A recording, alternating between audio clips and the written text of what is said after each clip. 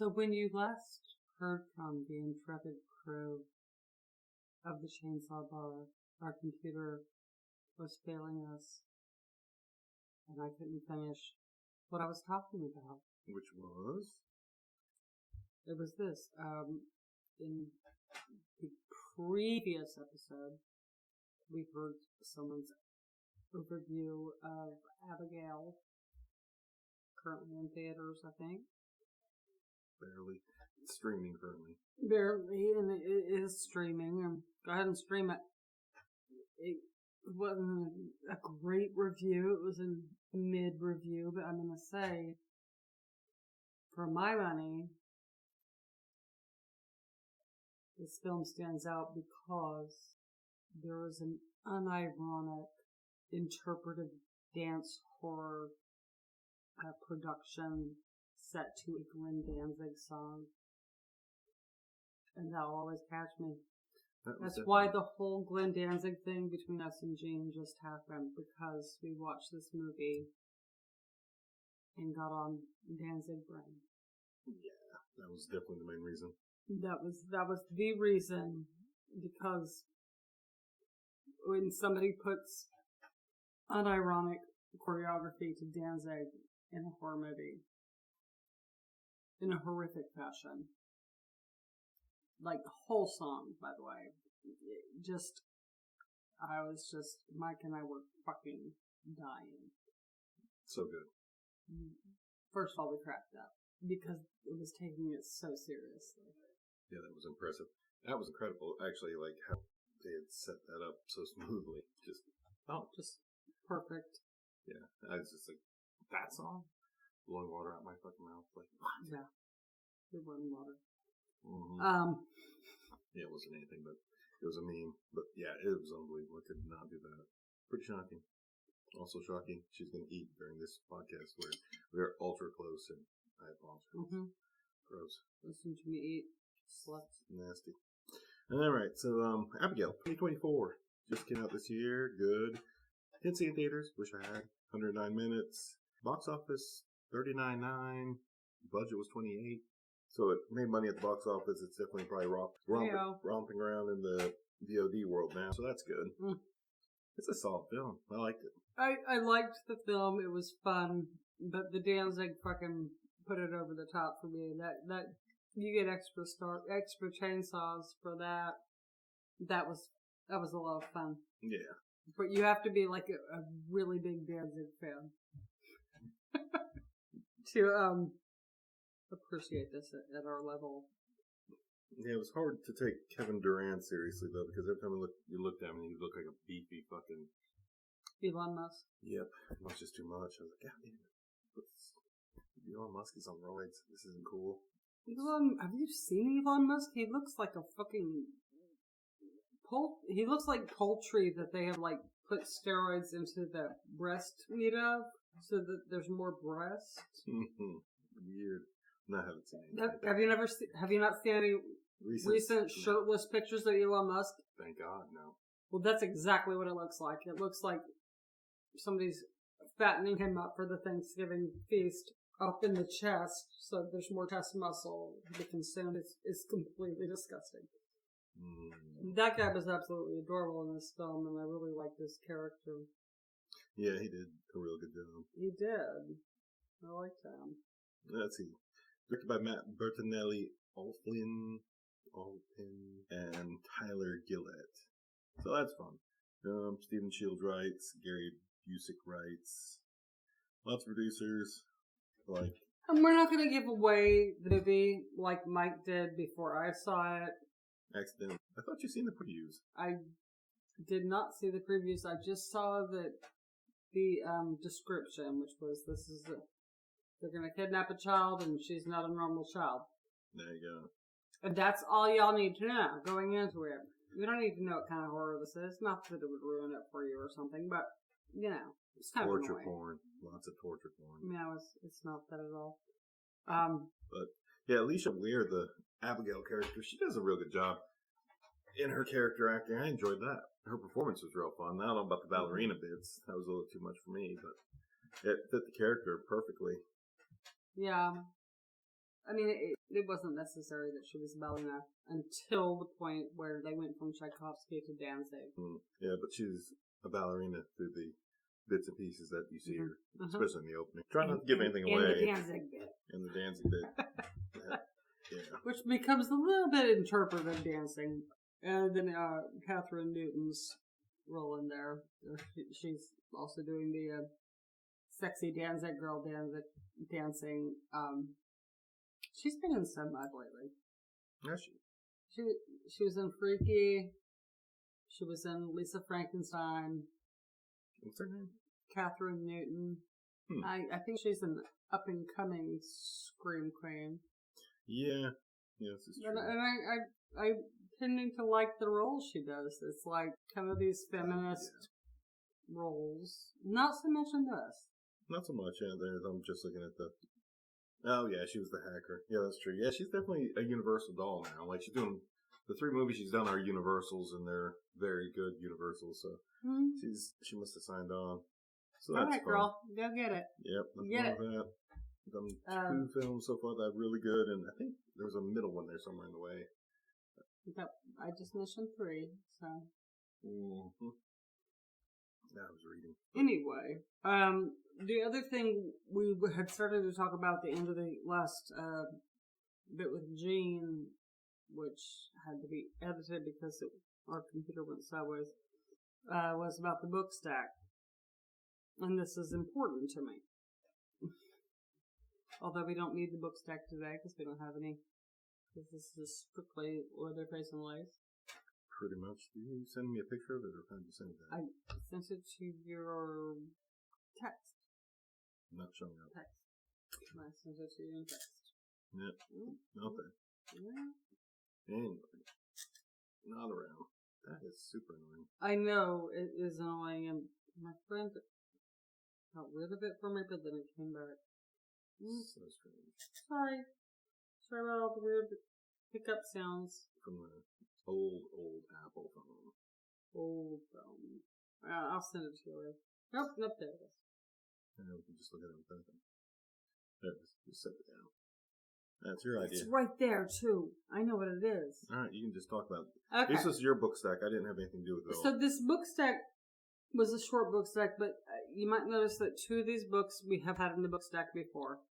The other one in the middle is one that we talked about. We were talking about the weirdest books we've ever read.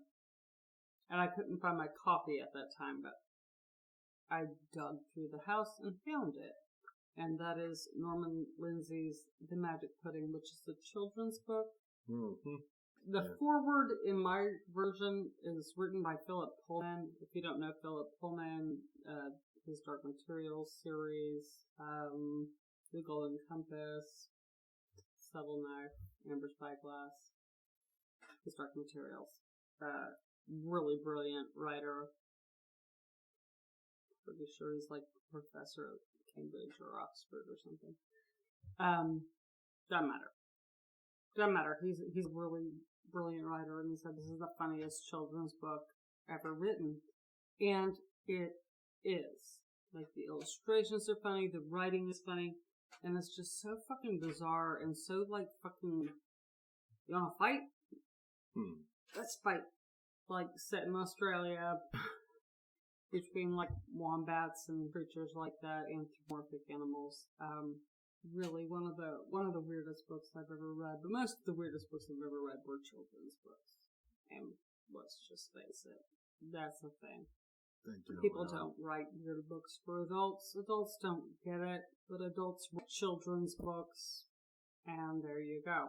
The other book I put on the top of the stack is Laurie Notaro's There's a Slight Chance It Might Be Going to Hell. If you'll remember, I said I bought this at a thrift shop because I liked the title and the cover, and I judge books by the cover. And I hadn't read it when I put it on the book stack, and now I have, and I can say this is a very good book. This is a very funny book.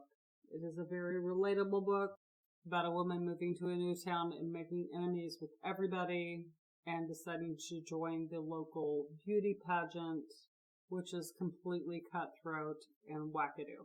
Is that That's enough. That's all you need to know. Read it if yourself. you find a copy of this book, go ahead and read it. It's not a big book. It's a lot of fun. The book at the bottom of the book stack we've had here before, and we've had a lot of this writer's books because I'm a big fan, and also he's a friend of mine. Keith Rawson's Fever House, and I wanted to put it back in the book stack because a few days ago, I guess, Joe Hill tweeted about him and was like, if you're this close to the Willamette Valley, this is not verbatim. If you're this close to the Willamette Valley, you have to be reading these writers. And there were a couple of other writers. I don't remember who they were. Keith could tell you because he's a way more prolific reader than I am. But he had Keith's book in his hands. And then he went on to say in another tweet after he finished the book, this is like you're in a car with some guy going 160 miles an hour with his eyes bleeding, balls to the wall horror. And then Joe Hill's dad saw that apparently, or talked to his son presumably, and was like, retweeted his son's tweet. So by Joe Hill's dad, I mean Stephen fucking King. Yep, was like, oh, I gotta get on this. Gotta get in on this right now. And retweeted that people should be reading Keith Rawson's books, and you absolutely should. All of you. 100%. And today or yesterday, I guess Joe Hill posted again about Keith's next book, which isn't even published yet. Or it's coming out in September. You can pre-order it now. It's called The Devil by Name. But Joe Hill, being a famous writer, got a pre-issue and reviewed it and just gave him such a sparkling review that Keith absolutely fucking deserves. That he's one of the kind of the best modern horror writer right now happening. Pretty solid. Pretty solidly said this. Definitely wants him to do kind of wants that to be one of the snippets in his book, I think he said. So. One of the blurbs on the jacket. Yeah. He said that about Stephen King, I think with his first or second book, he tried to get him to read his books, and it didn't happen. So I'm taking that all the way to the bank for my friend who is a brilliant writer. And not saying this because he's my friend. I have lots of friends who are writers. Some of them are probably mediocre. Actually, they're all really good. Just not all of them were published. But yeah, so that's the book stack for this week, and why it all seems so familiar because there's updates. I'm so stoked for Keith Rawson. He's just always been a brilliant writer and a super good dude. Like an activist, an absolutely awesome person, an awesome father, just everything. Awesome guy. Can't say anything bad about him. So good. Yeah. Good. Alright, so we were going to talk about horror movies. Yeah, we covered Abigail. How many chances would you give Abigail out of 10? I mean, Danzing kind of brought it up. It was an average film. There's a lot of, if you like an action, gory film, I'd say maybe 7 because of the dance. I'd give it a 7, but it's probably like a 7.5 because of Danzig for me. Mm-hmm. And that's pretty awesome, bro. But yeah, it was good. It's Universal. Universal's doing their monster movies. They're working on it. Still doing it. Still got a little studio dedicated to it, so that's good. Yeah. You're always going to need those. At least they haven't given up on it. They know it's a solid moneymaker and gives people jobs and shit, so keeps them in the business. Oh, yeah. Foot in the pool. No problem. All right, you want to cover another one, or do you want me to start one? Oh, why don't you take a turn? Because I know where you're going to go. I didn't watch it. I just heard it from the other room. Well, there's a lot of options I can go with. But I'm not sure which one I want to go with. Oh, okay. Because I don't know if I want you involved or not. It's tricky. Tricky. Because, like, I can do that one. Or I can do that one that you did watch. Or we can do the third. Actually, let's cover this one. Because we talked about watching this and maybe not talked about watching it. But we did finally break down and watch the David Dastmalchian's fucking Late Night with the Devil. Which was pretty damn good, actually. I don't know. Yeah, 2023. It's a Shudder release, AMC release. But yeah, like he's always a weird looking dude to me. He always has an odd, strange look to me. He does with that. But for all you should have possibly seen this or maybe heard about it. It's very kind of in the horror thing because it's really well done. It's a throwback to old Late night television, old damn horror style. But it's from in 1977. This guy Jack Delroy is like Johnny Carson's main television rival, but he's lost his wife. His night owl late night TV show is taking a plummet because he's trying to deal with the loss of his wife, and he decides to do a damn Halloween special. And he brings in the psychiatrist and one of her most damn interesting subjects. Can you say what the subject was subjected to? Yeah, I don't know. I might give it up too much, but either way. Ingrid Torelli is the little girl that is the main subject of this show because she's claimed to be, it's like he's built up as possessed. And the psychiatrist Laura Goodman's character, June Ross Mitchell, the psychiatrist woman that's trying to help her, decides to bring her on, and they do a little reading and stuff, and it all starts going sideways from that. But wasn't she grew up in a cult? Yeah, Lily grew up in a cult. Think ATF kind of 90s freaking cult attack. Waco, yeah, that situation where it was more of a satanic cult. I'm just saying that's how it went down. That's how everything that is how it went down. But yeah, the cult was a cult, like a satanic cult. They were going to sacrifice her. They were breeding children. I was going to go with Damien Dark's daughter Nora from the Batman universe or Arrow universe. Raised up in one of those kind of cults. Maybe, but yeah. It was really well done for like 70s look feel. Yeah. Because it's kind of like a found footage kind of feel, and it's kind of like that documentary kind of feel to it. Because it splits between the show and the behind the scenes bits. And I think that was a sell on it because you're reviewing the behind the scenes footage that they dug up and saved and they put together and done with the original show. Yeah. So, that was a fun film. I liked that.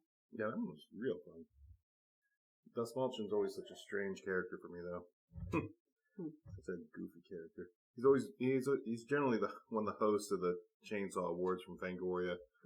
And I just found out today those will probably be happening in October this year instead of like May, like they usually do. They're running a late thing, so cutoff for movies may be late June, which is unusual. So the 2024 Chainsaw Awards will be in October. Par the internet and what I've been able to dig up because I've been trying to find this out for the last month and like I haven't been able to dig through Fangoria deep enough. But that's that. So that's good news. What else we got? Let's see. That's all right. But yeah, Late Night with the Devil. I like that one a lot. That one's definitely that's an 8. But yeah, that I don't know. It was just a fun, solid, good evening to watch. Because you're wondering what's going to happen. It's going to just go fucking crazy. What's going to happen? Then you have to wait and watch because it is a good film. The ending is cool. It is pretty fun. Definitely check that one out if you guys got it. It's got a lot of humanity. It really does. Because, yeah. I like that. And Dastmalchian in his face. Well acting. His good face. His regular weird hair. His regular 70s hair. Which he has even today. But, yeah, he's a good dude. think. Hopefully he's a good dude. You never know these days. Yeah, you never know. 2023 just got released on Shudder this year. Hour 33, so there's your heads up. So you got an hour and a half if you want to burn. You can do that. Let's see. Anything fun? Cameron Carnes? Directors. Writers. That's what I want to quote. I say it like it's... Yep, and then the other names. Like it's Irish. Just run all the other names. Colin Town? Director. Cameron Town? They're probably brothers? No, so I can see. Yeah, so both of them. I say Kjarn, but there's no K in it, so it's C. So yes, but I think it's Gaelic. Yeah, but so I say Kjarn. I don't know what you say. Karen's, Kerness, I say Kjarns. But yeah, either way, I don't know if they're. C is a K in Gaelic. But yeah, so there you go. I'm sitting here trying to use my mouse to scroll on my telephone. Damn it. The internet, you bastard. So I was like, alright, where's the mouse? I gotta click on the name. And I'm looking at my phone, looking at the screen. My mouse is flipping all over on the screen. That's annoying. Alright, but what do you think? What do you think about damn Late Night with the Devil? I liked it. What did you tell our listening audience? I mean, I went over the moon. Did you say no chainsaws? I did not. Because I don't often know how many chainsaws I give something. I mean, I give it like an above average, okay? So 6? 5's average. 5's right in the middle. 6, 7, 6. Yeah. I think I did give a number, so there you go. You did. And it was enjoyable. And you wrote it down. And you told me the next one. Didn't notice. But, yep, so there's that. You wrote something down. Oh, no, I wrote down that you smacked a plate. Oh. So I can go back. Smacked plate. Edit. 7. Jump down there and turn off that plate smack so you guys don't have to hear that shit. And then every once in a while, me breathing in. And then Maddie's bottle of whiskey tapping the table every so often. Because it vibrates. But that's what you get with low budget podcasting, which is what we are. Alright, that's Late Night with Speaking of the chair, mark that. We got Abigail, we got Late Night with the Devil, alright. Alright, we got the book stack done. Book stack done. Check by that. Alright. Let's see, what have you got that you have not reviewed that you want to review? I watched Cursed Friends. I say cursed, other people want to say cursed. No. Mark that time. Alright, what were you saying? I watched Cursed Friends or Cursed Friends, however you want to say that, depending on whether you're pagan or not. I assume it's about a group of friends back in the 90s probably who played a cursed game of MASH. If you remember what MASH was, where you had the little finger thing and you made the numbers and decided who you're going to marry and where you're going to live and what kind of car you're going to drive and all these things about your future. It was a fortune telling game. We all played it. We all played it back in the 90s. Maybe not Mike because he wasn't a girl, but girls fucking played this shit. Girls, you know you did. You know you were supposed to be living in Salem, Oregon in a fucking A-frame chateau with like 3 children and they were all girls and their names all rhymed. That was not my fortune. Unfortunately, that was my sister's fortune, but it did not come true, by the way. But yeah. So they get a cursed MASH game from an actual like evil witch or something. They all play it back in the day. And then in their adulthood, come back across it and it starts coming true. And it's really silly. It's not very good. Harvey Guillem was in it, so I had to watch it because I love him.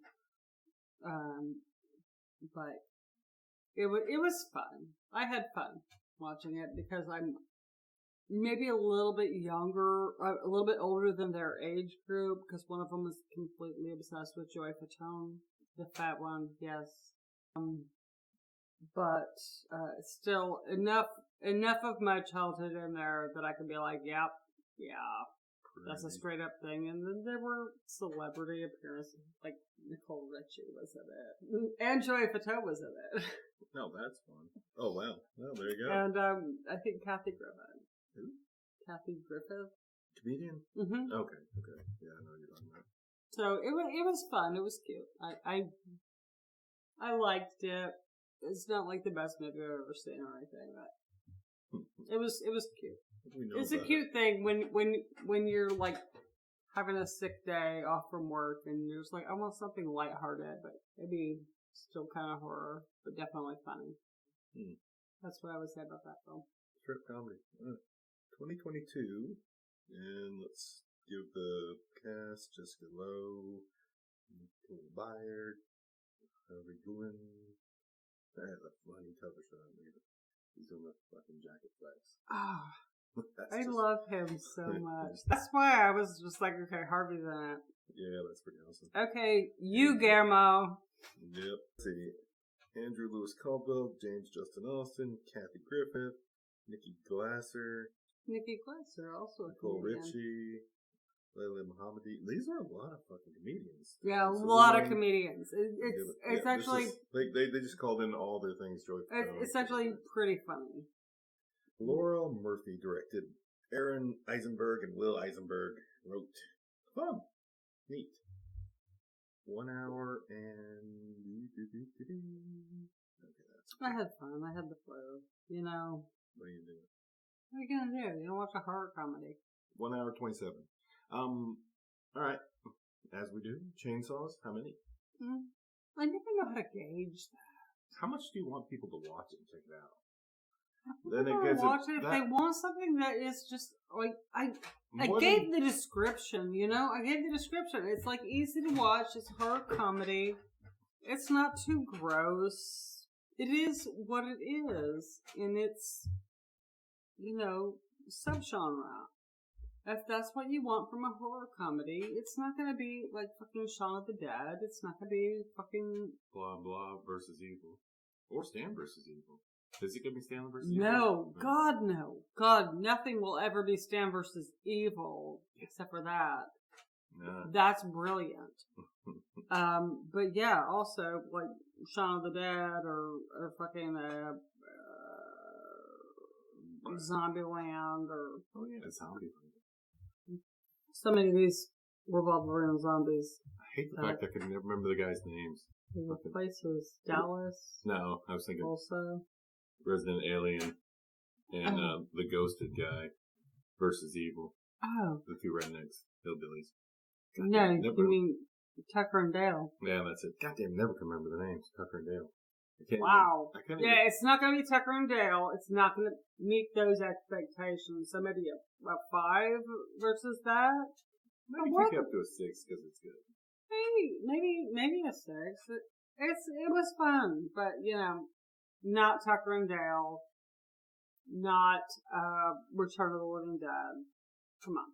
All 9 highs in the middle somewhere. Anywhere in the 9 highs is just crazy up there with those kind of films. Those are 9s. Plus. Yeah, those are like the best of the best. You're cutting hairs to disassociate the levels of how good those movies are. It's like, let's cut a hair, then that's how much better that may be, or that may be less for you. I'm not even going to split those hairs. I'm not even going to do that. But with this film, it's definitely not those films. It's not those films, but it's still fun. It's easy to watch, and it's cute. Yeah, if you're sick, as we have been. We have. Cold still out there. Done. We did that in the last part of this. The first 50 minutes. But honestly, if I could say, like, so far as stuff that was, like Harvey Glenn, like What We Do in the Shadows. That's fantastic. But if you haven't watched What We Do in the Shadows, the film, then you're missing on a lot of things. And if you thought that What We Do in the Shadows was a better series than Wellington Paranormal, which was also a spinoff of What We Do in the Shadows, you're fucking wrong. Wellington Paranormal. So good. It's so much better than what we do in the Shadows of the series. For what it is. For my money, which is nothing because I don't pay for shit, but Wellington Paranormal. Like, every episode pumps. It's so fucking good. Yeah, there's no and it's just completely based around the incompetent cops from the film What We Do in the Shadows. To be fair, they definitely are brainwashed. They're definitely vampire brainwashed. Yeah, because I mean, it's like you watch that film one episode. Yeah, but like you watch the episode. Every time the cops show up, they put on the damn spell, and it's like, yep. Every time there's vampires, but when there's other characters, they're just other kind of dumbassery. This is true. Or it's eye level sticks. You know, I mean, it's just that show. You're not swearing. That is the best spinoff of What We Do in the Shadows. Sorry, American audiences. They didn't get to see the fucking New Zealand spinoff, but the New Zealand spinoff, Wellington Paranormal, is superior. Now say it. Are you coming back, or do I have to talk? About what?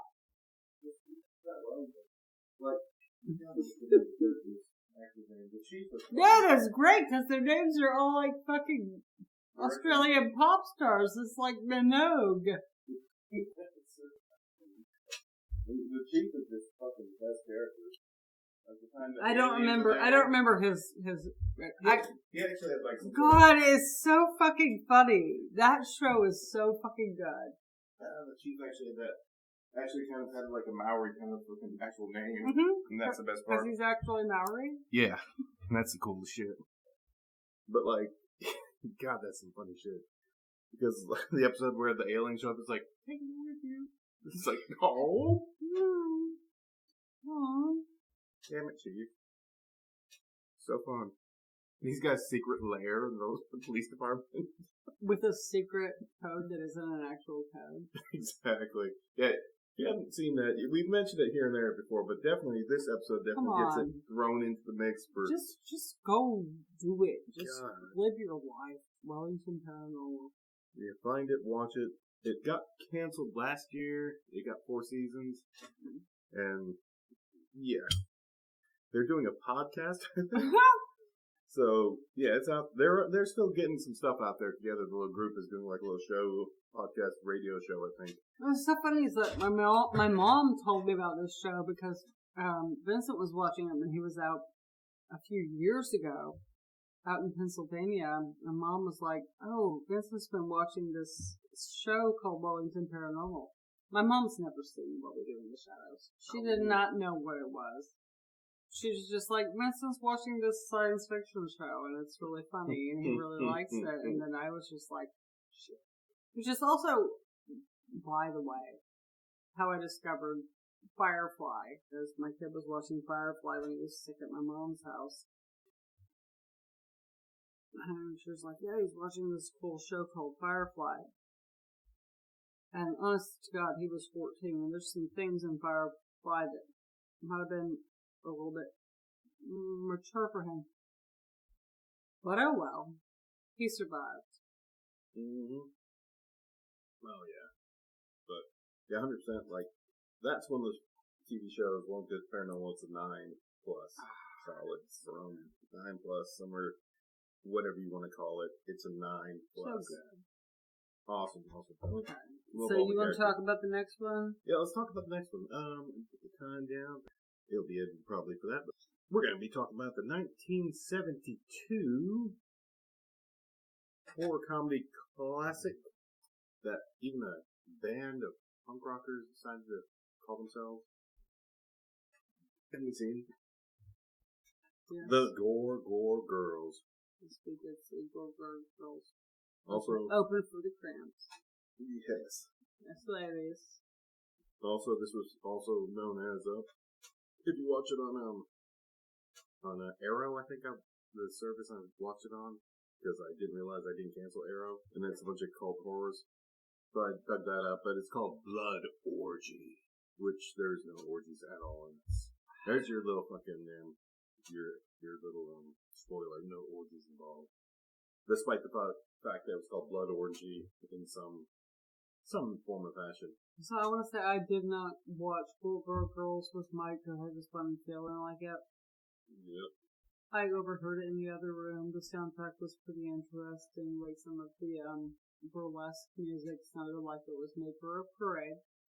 Yep, and it was actually like that. It was parade music. It was parade music that they were playing that somebody was listening to because public domain.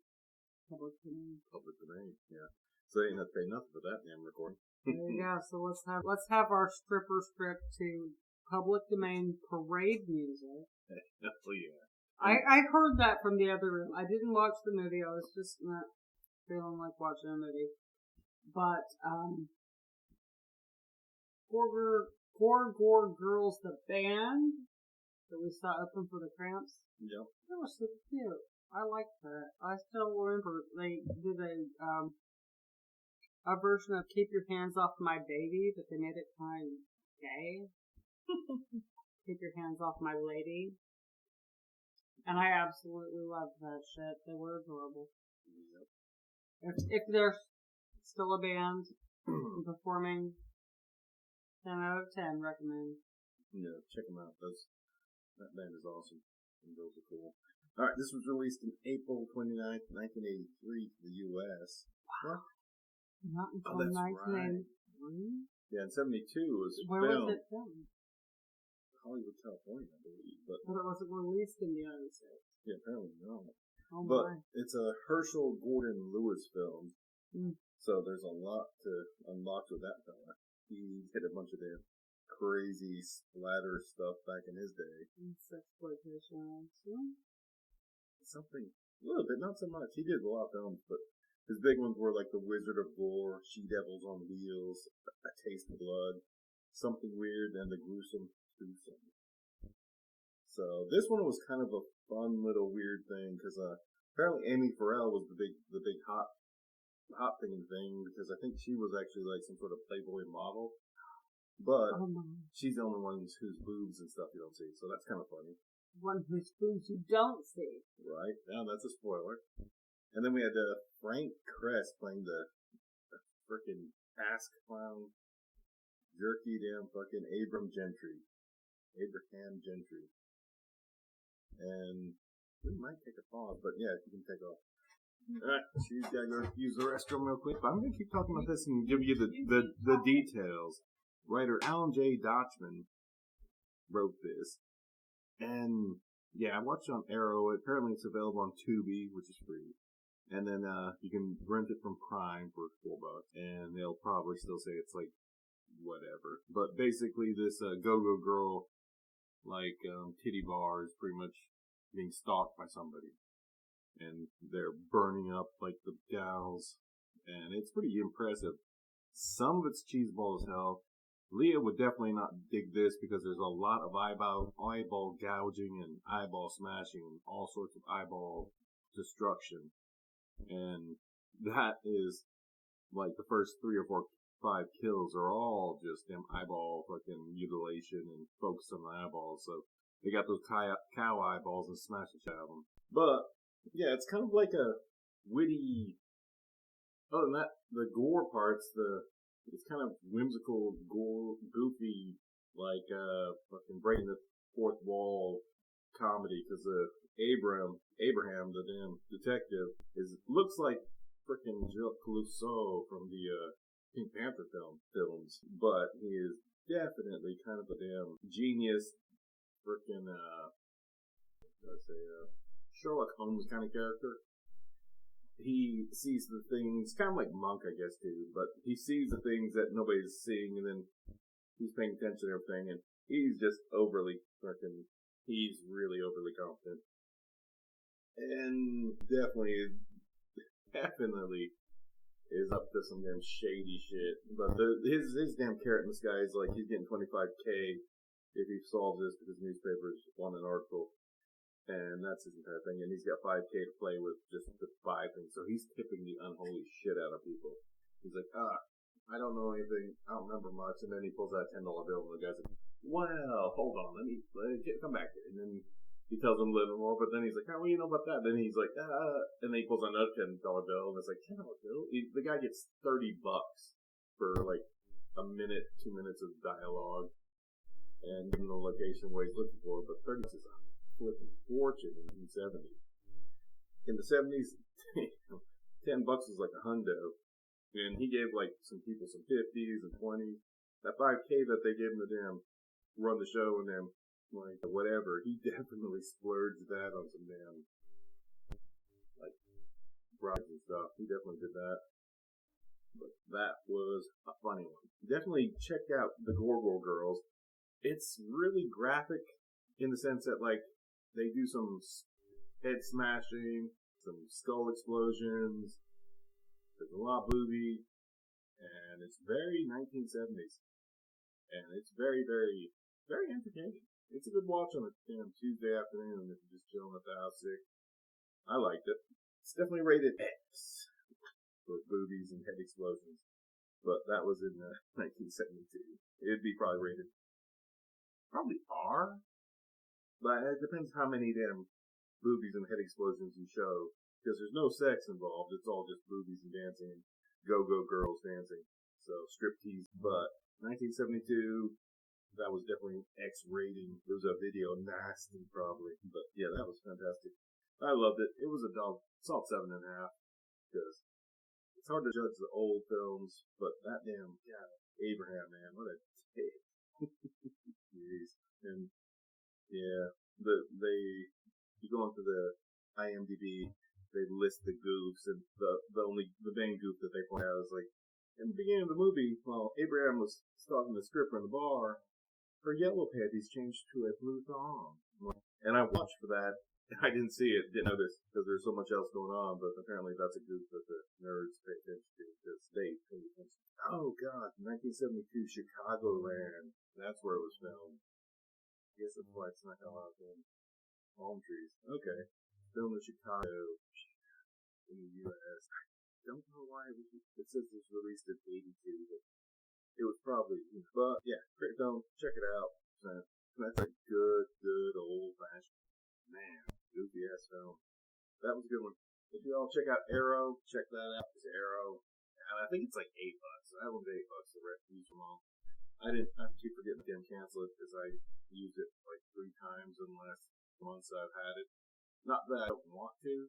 I just forget I have it. I'm always digging through Shudder and Amazon, look for damn whatever's new. And I can tell by like looking at my screen right now, I'm gonna take pause. That's pretty impressive. And we've got through some movie reviews. Gorgor Girls, check it out. Rated X for X. That's what I gotta say about that.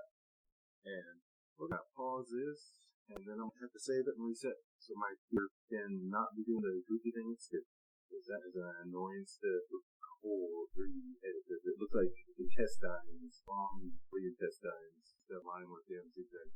So, alright, I'm going to hit pause and save, and we'll be back here in a moment.